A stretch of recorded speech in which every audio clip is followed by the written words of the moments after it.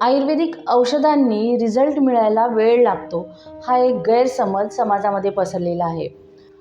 परंतु रुग्ण हा सुरुवातीला सर्व पॅथीकडे फिरून मग आयुर्वेदाकडे वळलेला असतो आणि त्यामुळे तो त्याच्या शरीरामध्ये आजार हा बळावलेला असतो.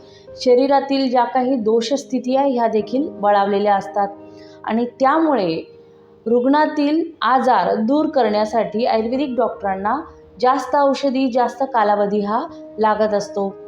हा जर व्यक्ती अगदी आजार झाल्या जर आयुर्वेदिक डॉक्टरांकडे आला तर तो आजार तेवढ्याच लवकर बरा देखील होत असतो. जसे काही त्वचा रोग आहेत, स्त्रियांचे आजार आहेत, PCOD आहे, स्त्री आणि पुरुष वंध्यत्व देखील आहे. यांना जर लगेचच आयुर्वेदिक ट्रीटमेंट देण्यात आली तर आयुर्वेदिक औषधोपचाराने हे आजार दूर झालेले लक्षात आलेले आहेत. त्यामुळे जेवढा आजार हा जुना असतो तेवढे दोष हे त्यामध्ये बळावलेले असतात. म्हणून आयुर्वेदिक डॉक्टरांना, औषधोपचारांना रिझल्ट यायला हा वेळ लागत असतो.